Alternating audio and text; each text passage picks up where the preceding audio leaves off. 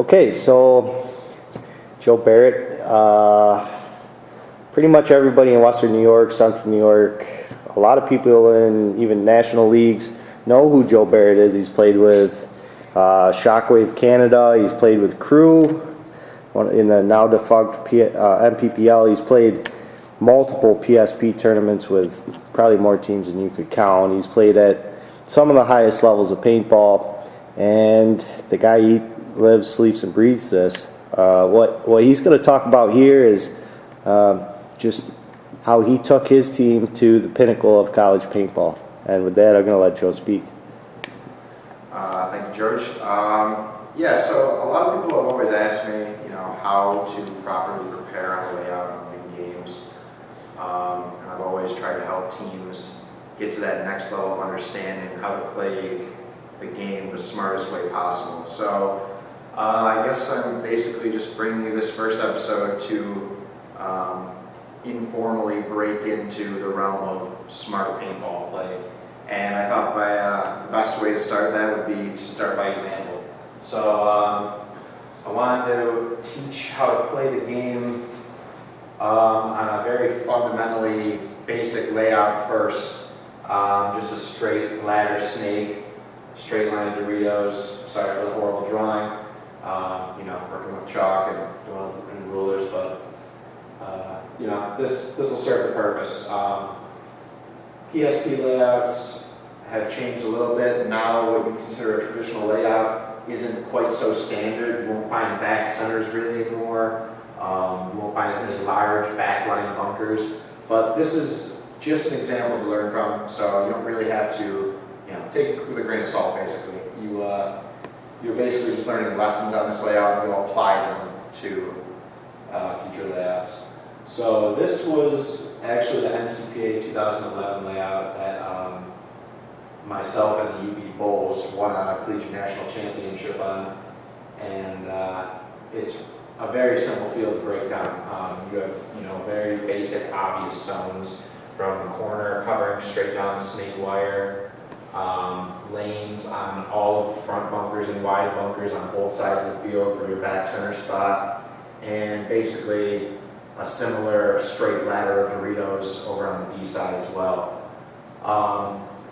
The key to winning on a layout is basically attacking first. And I know that sounds cliche. A lot of the best interviewers or larger names in paintball will tell you that same thing. It's about who attacks first.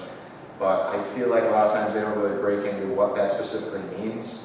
And at the D3 or regional, local level, a team can win off an aggressive player getting to a good spot and working his bunker. But at the upper levels of paintball, such as D1, Challengers, Championship Paintball, you can't just really rely on attacking to work always, because certain layouts, you're just not going to get to the snake off break. This was one of those types of layouts where even with the fastest players, making snake off break was maybe a 20% probability. Maybe 1 in 5 times any of our fastest snake front guys would have made it. So what it comes down to is not making mistakes. And this was something I really drilled into my guys in this layout, and maybe I can help your team with in similar situations. So basically what you want to do is start off by finding spots that are safe to make, taking the most ground possible, but keeping 5 bodies up, and hopefully the largest amount of guns. I'm a big believer in 4 to 5 guns up if it permits. The more paint you have in the air, the better chance of shooting someone off break. And in X-Ball at the highest level, you can literally win and lose the game in the first 10 seconds just by who you're shooting and not shooting off break. People don't realize that a lot of times a more experienced player can see which team is going to win within that first few seconds just based off where they are. For example, as long as the other team is not making mental mistakes, one team could have all 5 of their players make it alive, but across only these back spots, and if the other team makes an even spread, this team should win the point, just because of more field and better angles. And I'm going to basically break down to you how you're going to make this work to your advantage almost every time. So on this particular layout, after a lot of field walking, plenty of practice, et cetera, we found that the safest way to play this field was to play much heavier on the snake side. And teams would play aggressive on D side, and it would sometimes reward them, but once you got to the 50D on this particular layout, you didn't really have a ton of cross-field shots anyways, and the back bunkers in this layout are ones that you can live in all day. So it basically forces you to play the snake side if you want to pass the 50. With the gaps on the D side, and from how many downfield bunkers and crossfield bunkers can stop them, it's not a very high probability to play to get past that 50D. So you basically continue to flood the snake on this type of layout. Many teams would play 2, 1, and 2, but we prefer to play 1 D side, 2 middle, and 2 snake side. And it came with great reward because the extra gun shooting snake way would pretty much always put us dominant over there. And if you start off dominant, whether you get your G off break or not, you're going to control the pace on that side of the field. And as your front player gets down that side of the field, your support players are going to make it extremely difficult for the other team to counter or fill wide or do any kind of damage control. But we'll get to that in a minute. So obviously we want to attack the snake on this layout, but with as many lanes as there were on the way to the snake, it was very difficult to make it there off break. So generally we would have our snake front guys go to the God bunker, which is right here, or the corner bunker. But really, the key was just getting him there alive and having him one spot wider than the other snake guy. This is one of those layouts that reminds you of that World Cup 2009 when Russian Legion beat Aftershock 7-0 in about 3.5 minutes. Very frequently, they didn't even need to make it into the snake or D1. They were just winning the game by being one bunker wider than the other team and wrapping in on them. And when you take away that much room wrapping on the outside, even if they have a place to live, it's only a matter of time before they can't contain you. You know, at that point, they're kind of back on their heels playing defense, and they either need to A, shoot somebody out of their bunker all the way across field, or B, make a field to do damage control. So, yeah, they basically won just keeping the other team in the pocket. And there were plenty of times they'd shoot nobody off break, but they would only give them room to play in the pocket. And when I say the pocket, I mean this spot right here.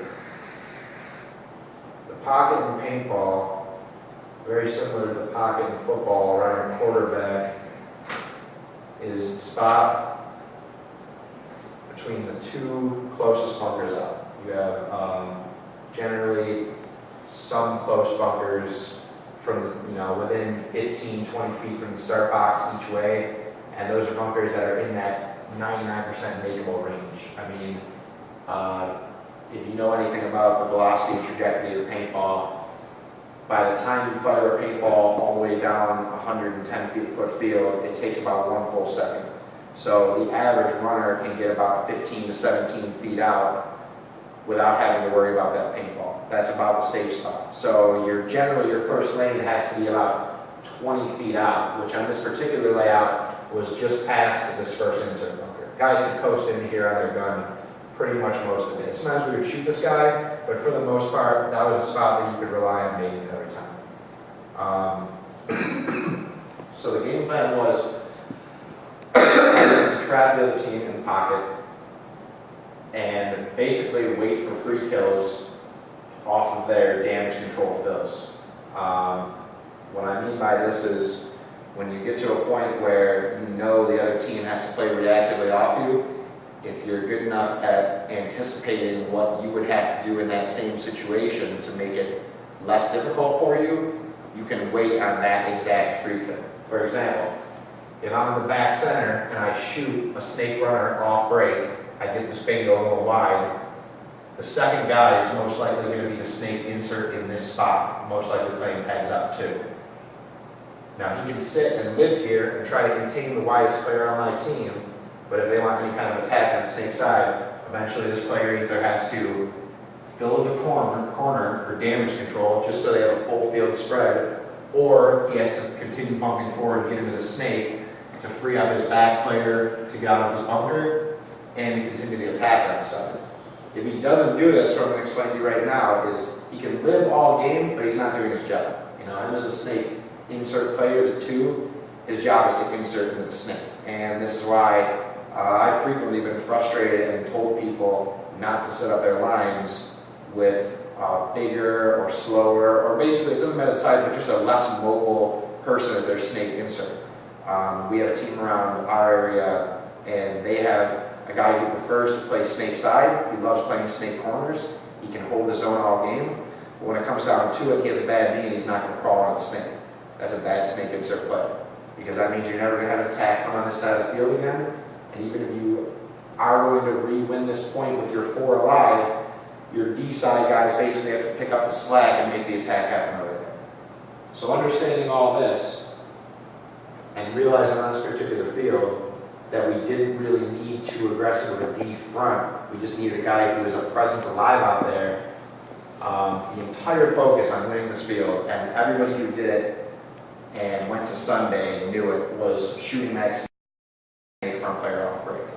And my team, between my gun and back center, teammate Chuck's gun in the support bunker, and a crossfield Dorito player in this close by insert Dorito shooting cross, we generally shot that snake front or corner runner 99% of the games, which is why we had a completely undefeated prelim. It makes it easier as long as everybody does what they're supposed to do, and it's most important, and then just sticks to the game plan. And that's all you have to do. You know, you can't get flippy-floppy, you can't look different ways, you stay on your job. So now I'm going to explain audibles and what would happen that would help us win that game so quickly when this happens. So our breakout has a snake runner, generally varying between the god or sometimes possibly the corner. We have an insert guy going to this bunker, shooting heads up for the snake runner as well. Home guy shooting for the snake runner. And back here you had time to shoot for 2 gaps. The first gap past the insert tower, and then your second gap past the snake. Whereas you make your insert player shoot for the god, and then the deep lane for the corner runner. The back center, shoot the D-way. Granted, there were decent crossfield shots from this tower on the D side. People really weren't going to go to bunkers that you had a good shot shooting, such as this D1, very often. And if they were, this back center could shoot the same way. So you really only needed 1 gun off break on this D side. And then for most of the game, it really only took 1 gun to contain it. So back center's job, and this was my friend Eddie at the time, was basically stay alive, hide your body, and roll your gun at the D1 gap. And that's all he had to do. You know, if I would yell at him if I feel him gunfighting and engaging people at that first Dorito, can, or tower, because he's doing too much at that point. Yes, he may be able to shoot the guy out downfield, but he's also risking his body to try to shoot somebody out their bunker 100 feet away, when all he has to do is lean back a little bit and shoot the gap, and this player can't really do anything anyways. All this player can do now is play his first primary spot. He's not going to get any G's back there, he doesn't have any angles. You're not making him worthless because he can contain and hold zones, but you're taking away his job as the front player. Our 5th guy would go to this first Dorito off break to risk nobody getting shot wide, and his first paint would be crossfield for the god gap along with the back center, just to guarantee whether he went in high or low, he was going to get killed. And if he saw he wasn't going past the tower, this guy is free to switch up and just play heads up. The benefit of having this crossfield zone is that you cannot possibly put him in. Whereas if this tower is a good gunfighter, he can put in his mirrored heads up down the field. He can rack or play the inside of his bunker and possibly try to put me in, or maybe edge his way to his next spot on me, even edging up to where my paint is.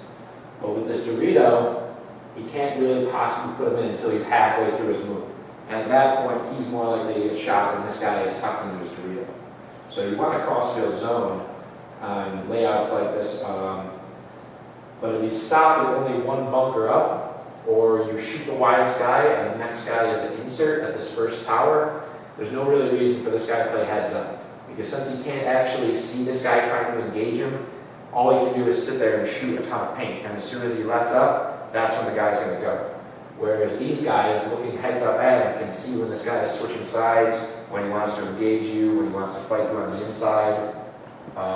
So you don't want to waste, more than one gun on a certain zone or job unless you have to. Unless a guy is a talented gunfighter, unless he's the workhorse of their team and he needs extra emphasis. But for the most part, if let's say this tower is the widest guy and he's heads up with your mirror, your snake player made it in, it only takes one of these two guns to just stop him from moving. And if you shift down right into the corner and put the pressure back in on him, you're going to make it that much harder for his life. You might be able to put shots in his hopper when he's shooting your snake player, or he's going to have to switch sides to keep his body alive. You're basically going to take away his what I like to call his triangle of livable space. And if I could explain that real quick, behind a bunker, the way I've always looked at body awareness in a bunker is like this. If you are square in an Aztec, and this is your body, you can live if someone is downfield looking at you like this. If someone comes out to this bunker right here and tries to shoot at you from the outside of the bunker, that's what gets shot. That's your livable space.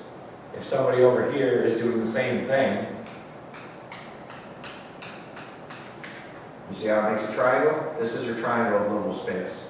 And I'm going to get back to this later because this is important. This can definitely teach you how to live in a bunker that you don't think is very livable. Let's get back to the field.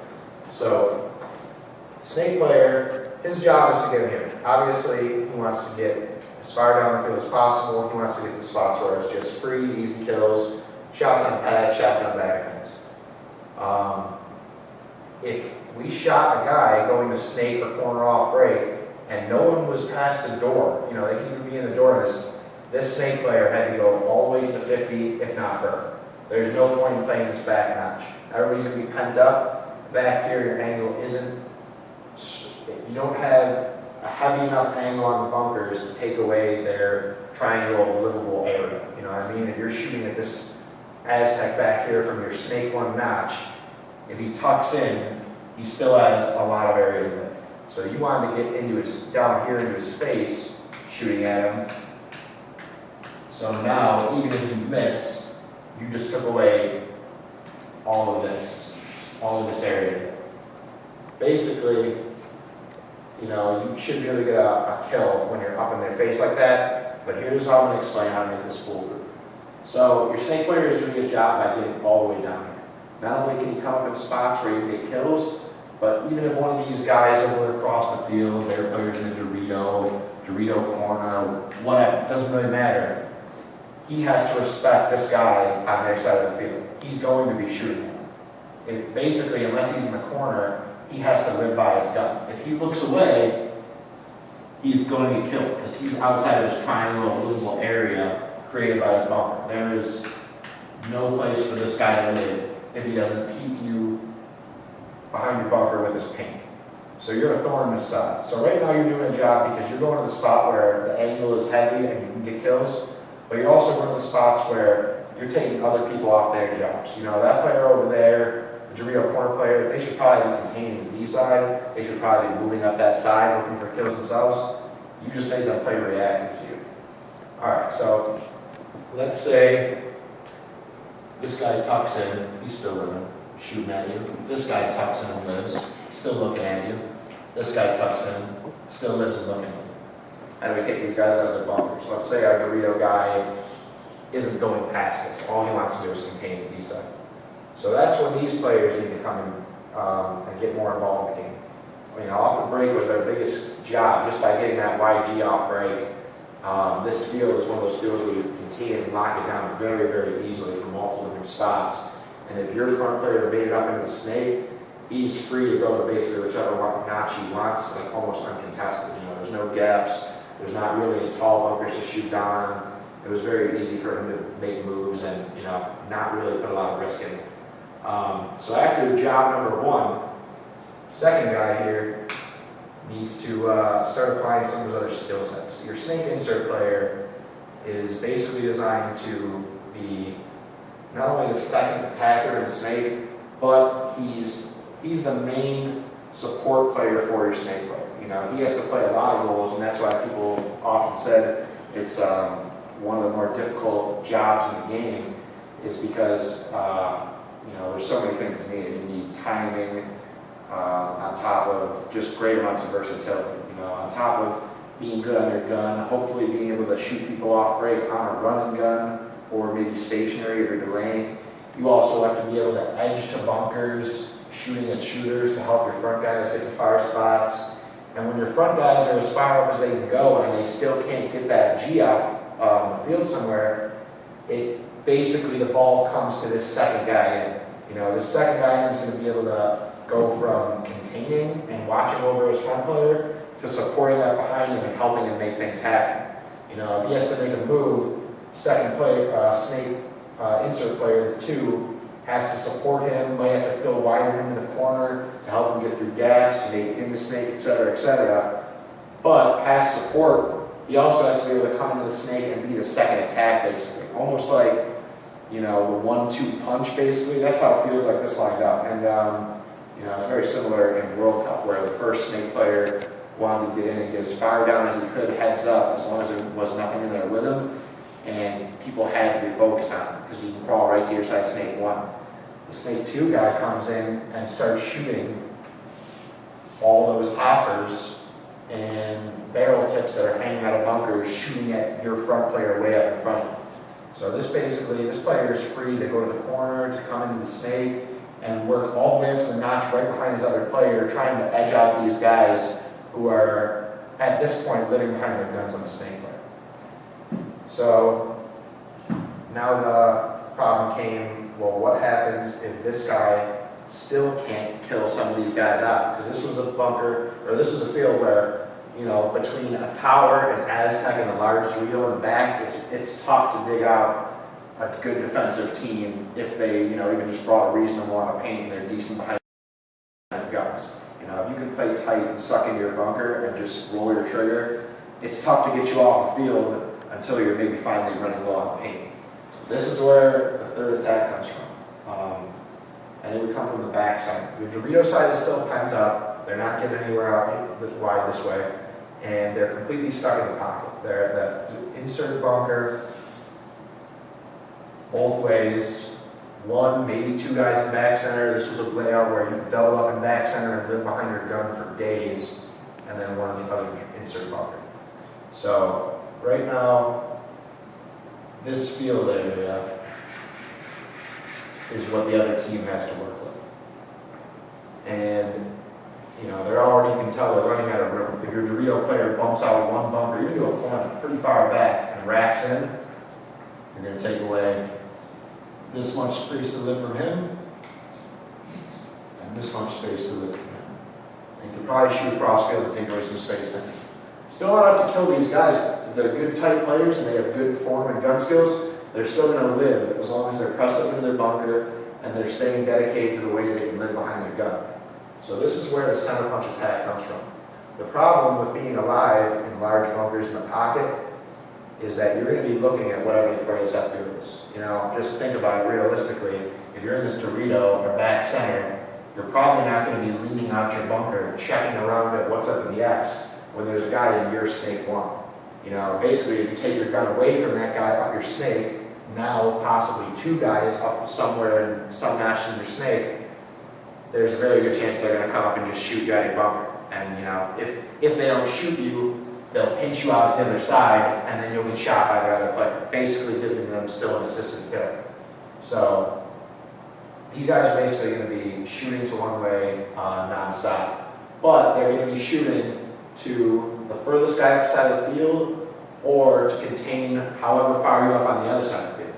So basically, you can predict right off the bat that any of these 3 bunkers are only going to be shooting at your or their snake 1 or 2, where your snake and insert player are trying to come and dig them out from, or your widest Dorito guy, which may be your Dorito front still in this D1, he may be in the corner, maybe your home player who got a good G off break, filled up to this tower to contain it that much closer off the field. That's basically the only spots they're going to be looking at. They're going to be looking here or here, which gives your third guy, basically your floater role, the versatile guy who plays both sides of the field, this much space to work with.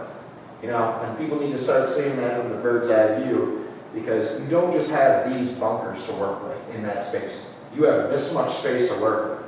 You can literally almost walk around when your front players and support players are in the positions wide of the field. You can almost walk around the middle and find where you can drop shots or how you're going to split this field. And this is where basically breaking across or splitting the seam, as some call it, comes into play for those middle and insert players. This doesn't have to be the only guy who can do it. It could have came from the other side's back center. It could have came from your insert if you didn't go out with the snake, if you came further in from the corner. But basically, you want your insert to stay out wide, either in the corner or behind him, because that guarantees that if this guy gets shot, there's still a second attack already in there.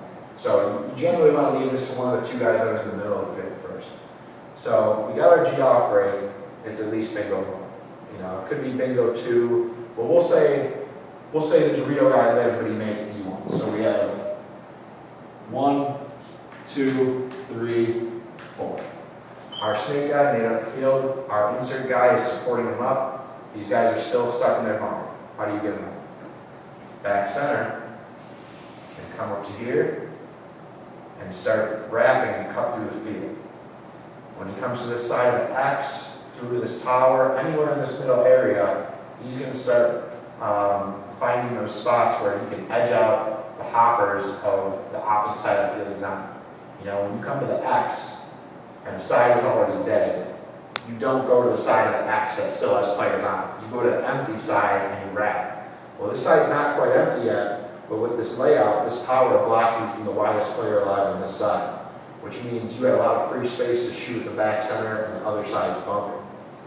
And even if you couldn't shoot them out from there, you could basically walk your way through, edging towards them, because any of these guys, if they're going to wrap around and shoot at you, they're going to get plugged by one of your snake side players. And if this guy tries to fill out to shoot at you, he's going to get killed by your D side guys who have just been containing all game. So I hope that makes sense on how to basically break a field out a little bit better and find where the attack comes from. Kind of blanking here. I had somewhere I was going with that, but fuck. Okay, so back to what we were talking about, the central guy's job on this layout. So I want to talk a little bit about how to play the 3 spot first, just to, I don't know, give you a little bit of idea about how to best utilize your personnel on your team. I've always had to point this out to younger and newer teams, just to basically make their lines more efficient. You know, obviously, you're not going to always have a perfect world scenario where you have 5. Okay, wait. Yeah, let's go.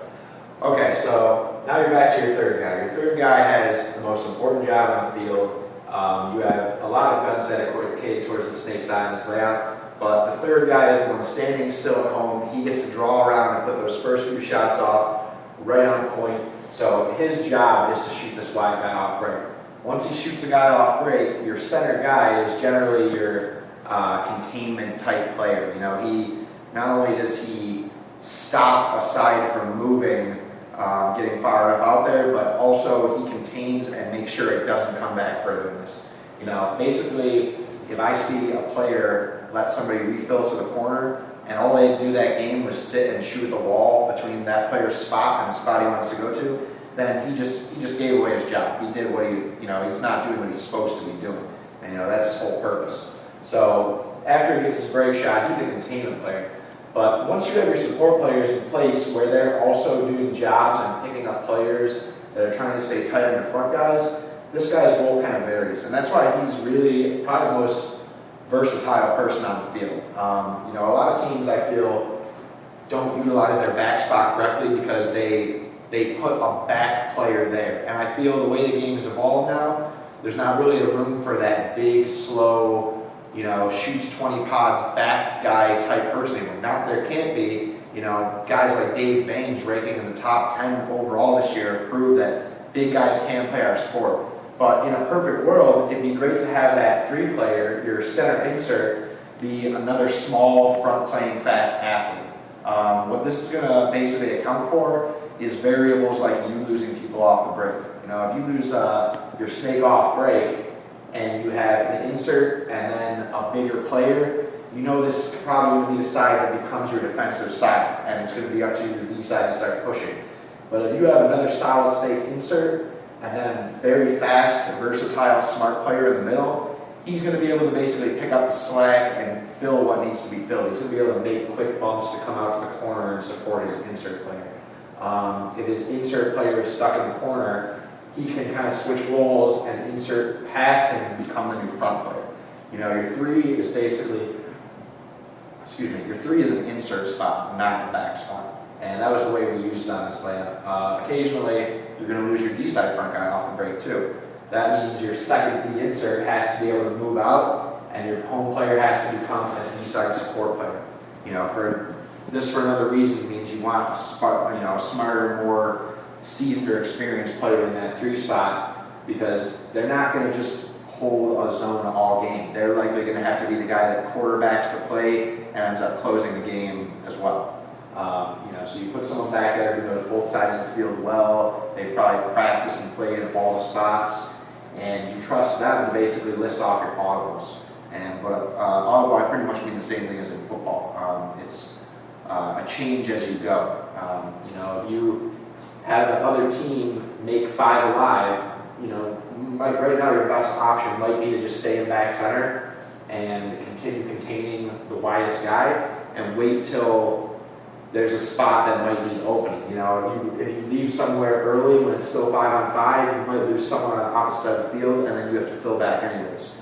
But if you hit someone off break, on this type of field, you know your audible for a third guy is to go further up the field and contain it from that much closer. You know, by coming up to the center Aztec, or maybe going up to the left side of the X, you're going to be able to do pretty much your same job containing the side, but just that much more 100% guaranteed. You know, the player happens to put in your insert player heads up, you know, from his mirror bunkers, you're going to be right here cutting down this lane for him to fill through. And that's basically what you're just trying to account for here. You're basically just trying to punish the team as they're making mistakes if you're not able to shoot them out of their bunkers. You know, there's going to be times, like I tried to explain with the livable area where you can't kill people out of their spots. You're basically going to have to wait for them to make mistakes, and you predicting that happening is going to put you in spots that's, you know, better for punishing those mistakes. If I'm up here only 40 or 50 feet away from this gap as opposed to 100 feet away from this gap at the other end of the field, you know, much more likely I'm not going to miss this shot here. Or maybe I might just not get a bounce that I got from all the way across field with soft paint or something like that. So I'm always going to want to, if I'm this 3 spot, move up to the side of the field that's been cut off, sit down and contain it. At this point, you can play a containment role. You can wait till your snake side guy up past you gets down the field and shoots everybody out. You can wait till your insert guy starts supporting up the field and wrapping them cross-field hoppers. But another reason you're up here is because you can communicate with the other players and make moves off them. You know, if you really want, or you know this guy is just playing, you can see this guy playing cross-field rather than heads up, he's not going to move. So for you to sit up here and shoot 10 pods of him is kind of a waste of paint because you're holding a zone that he's not intending to cross. At this point, what you probably want to do is switch to baiting. What I mean by this is sitting up here on the same zone, but not holding the lane. You're basically sitting here waiting for the move. You can even tell your insert or support player, hey, stop shooting at your mirror, let him out. You're going to see his mirror start putting paint at your player. You're going to see his barrel, probably the paint coming out, maybe the smoke, maybe his whole barrel except coming out of his bunker. And then you're going to see him leave his bunker, and you'll be sitting here ready to put shots right in front of his next spot, and that's called bait. That's important too. You know, trying to think on the counter punch on this, if I was playing this side and I know there's two guys stopping me, I'm going to try to work inside on the one who's further up the field first. At this point, at least you still have a second player out there wide also containing. So it's okay if you get put in, because if you get put in, he's still going to put you in to make the move, and he's going to get chewed up by your insert player. If he puts in your insert player to make the move, you get to chew him up. And you know, it'd be very difficult for him to put in two players. Not to say that he can't, he might, but think about the process that this player has to go through just to fill the corner in this situation right now.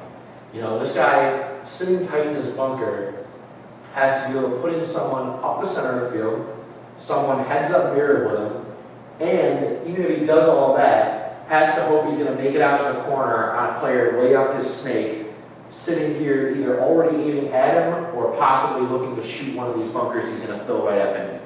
I mean, that's a lot of variables. And when you see things like that, that's why if you're ever watching a pro game and you see a player wiling out over his bunker and gunfighting like crazy, that's what he's trying to do. You know, a player isn't going to constantly fight every side of their bunker shooting at one person. He's going to be doing it, creating space in his bunker by putting in one guy, working another part of his bunker to put paint the next one, while also having to put paint back and forth at the original target, and then he's going to try to edge his way out to his next bunker. The problem with this is, in doing all that, he still has to worry about a Dorito front player you might have off the field on the other side, and your snake player right in front of his face, you know, that he has to go heads up with. This is why it's very difficult to counter punch back if you shoot the side off the field and you put two guns that way, making sure it's contained. At this point, the only way this other team could possibly spread the field and live with such a snake side heavy breakout and play is to start spreading out the D side. But since your other home player and your Dorito front player, who only is shooting snake way off break, are shooting heads up D way, you have a little bit of room for leeway. You know, he can get out of this D1 into the outside tape Doritos, and he still really isn't doing much more. You know, he's kind of created a little bit more space for himself to live from your snake player, but he's not really put himself in a spot to attack or get a better angle yet anyways. So in the end, you're still winning this game solely on field position. And real estate is so important at the higher levels of paintball, because as long as you don't make a mental mistake or pick an extra gunfight, you should not lose against a team that's, you know, pinched in far less real estate than what you currently have. So let's talk about what our Dorito plays were doing. Our Dorito player, we already said, in the front spot was coming out shooting the extra way over here. And I'm going to explain that one more time. Why he would shoot crossfield is because if you're a good snake front player, you know lots of routes to get into the snake. You're not going to always go right to snake off break. Sometimes you're going to go to snake, sometimes you're going to go to guide, sometimes you're going to go to corner. If you're playing on one of those teams that works with a little bit more advanced plays, sometimes you might send your insert player to the corner to draw your center guy's guns, and then your front guy might delay and then edge his way underneath the paint right to the snake. This is a play you'll see more frequently on layouts like this, where it's just too long of a run to get to the snake or the gaps are too big. Sometimes your snake front player is going to have to come out to these close bunkers already shooting at the shooters, and he's going to go. You want this back Dorito shooting crossfield, because if a guy comes out edging your shooter, or if a guy delays and then goes to snake, there's no way he can physically put paint back into this Dorito to take his lane off. You can do that at your home player. He can come out and edge his mirror and go. You know, there's any of these other side bunkers, he can basically, even if he can't kill them, he can put them in and help himself to make his move. Sometimes you hear coaches say, put the guy in and go. You know, you got to make the move happen. These crossfield zones, although they're blind and you can picture it, you basically can't see or predict when the player you're expecting to go is going to go. You have to just shoot out paint, you know. There's really no anticipating. You're not going to see when he switches his barrel to the side of the bunker you're on. So you're just shooting out paint. But the good thing in that is that there's no way to put pressure back on him. So this is a great way to safely break, shoot a runner on that side and guarantee the kill. After he does that, either guarantees a kill or gangs up long enough to make sure the players heads up have dominance on these bunkers, he's going to go back to heads up and watch the widest guy over here, which he'll know where he is because back center's going to tell him. This guy's going to let you know, okay, he's, bingo one out of the D1, or he made Dorito one, or he made the corner. And then all these guys have to do is bully up on the outside zone together and make sure nothing comes up the side of the field.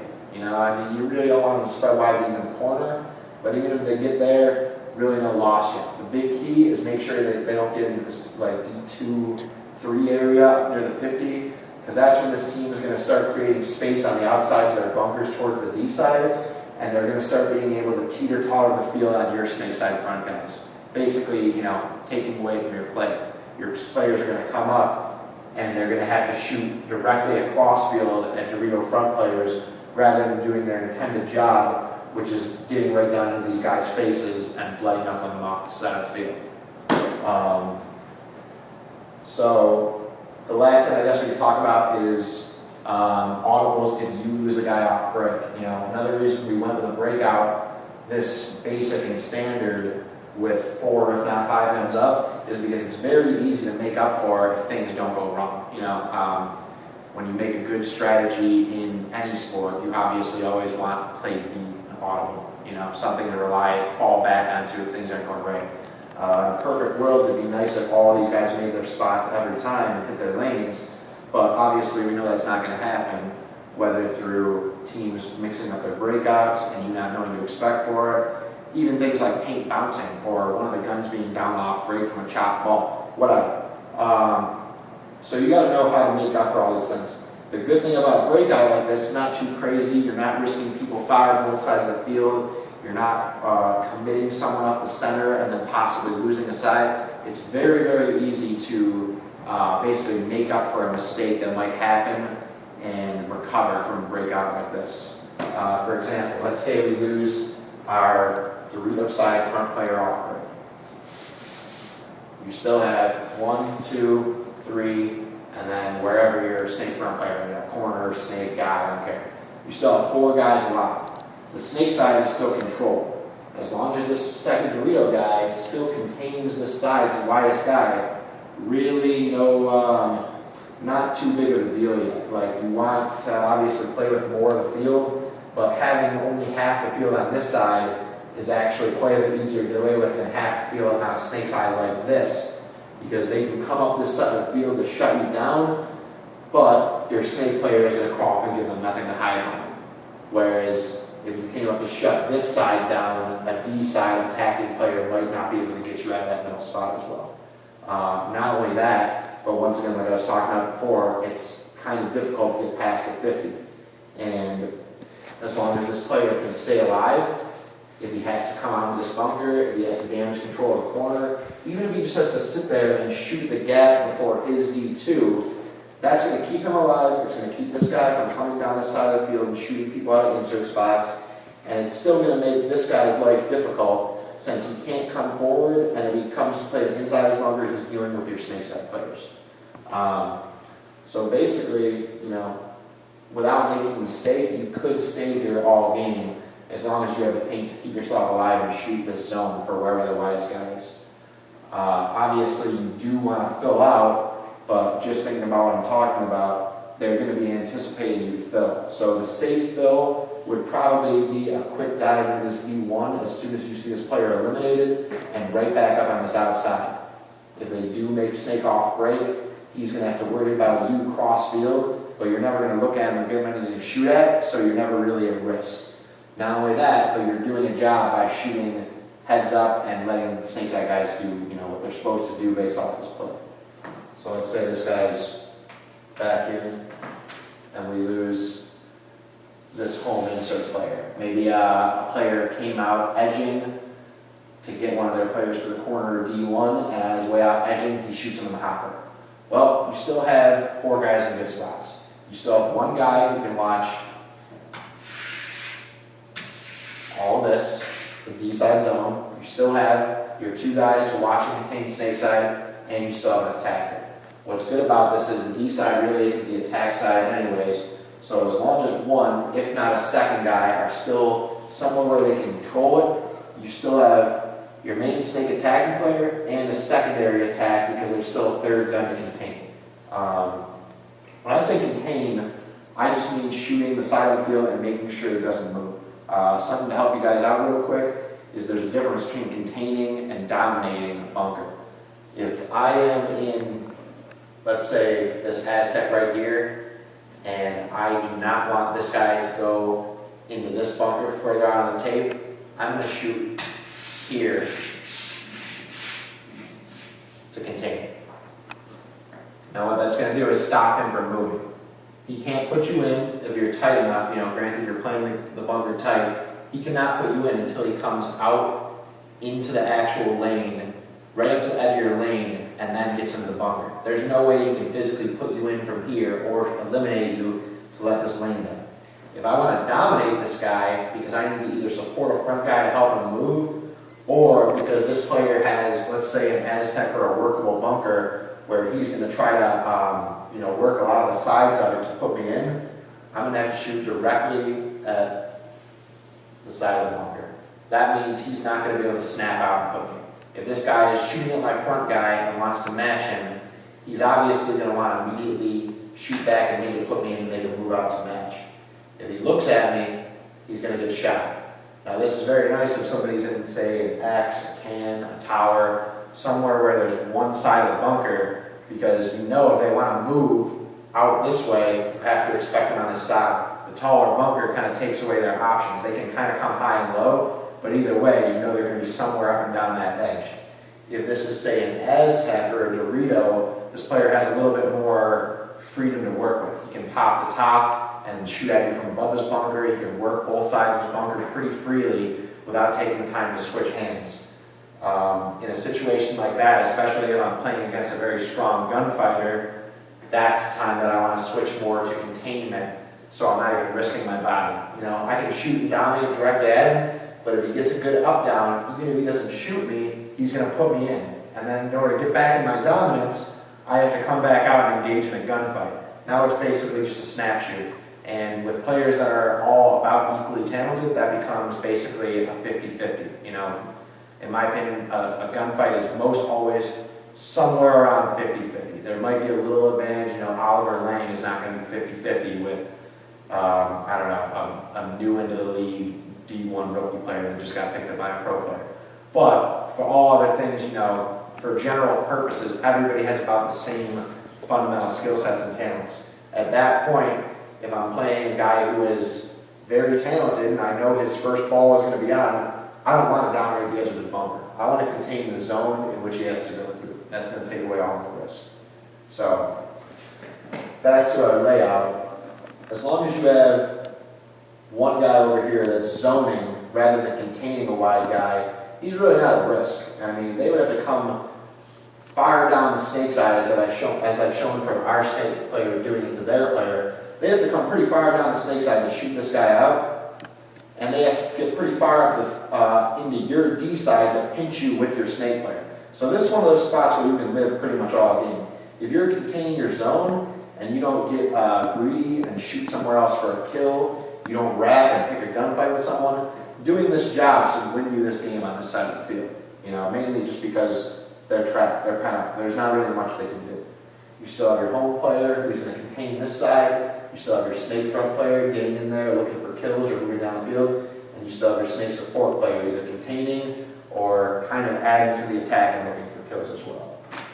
Obviously, it's almost, too repetitive to go through all of these, but I'll do another one just to show how it happened on the snake side. So you lose your snake front player off break. He got killed going to snake road. So you have all 4 players in the pocket. You're going to have you guys in the tower who wants to go into God and Snake, 2 in the home, and then a Dorito. At this point, what do you think is going to happen? They've shot your wide guy. Somebody is going to either fill up the field for a closer shot to contain this zone, or maybe an extra gun is going to switch over to contain the zone. Either way, they don't want you to get back out here. So at this point, you still have a snake attack. You still have a second guy out. Your home is now going to be your insert. Your D insert is now basically your center guy, and your Dorito player just has to be a presence over on the D side containing. The second guy is still in plenty good position to work his way to the snake.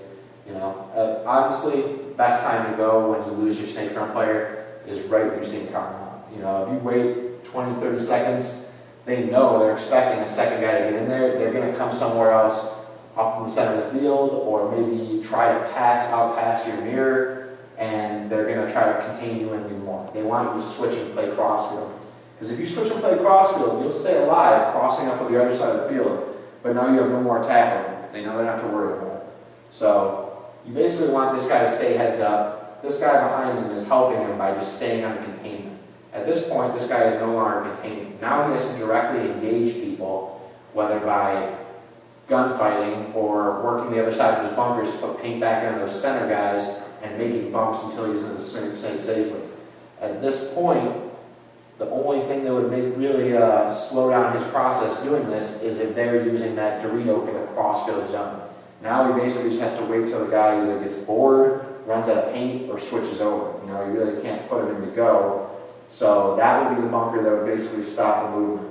But downfield, not really that difficult for him to shoot directly at two bunkers that he can see in direct sight anyways and work his way in the bunker.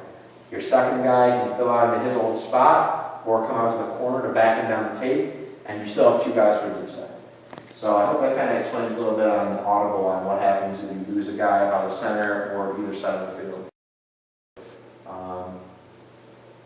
Yeah, it's pretty much good for now. We'll talk about it. Yeah, good, man. I gotta take a piss, so that's excellent time. Start it in and we'll cut off whatever. Yeah.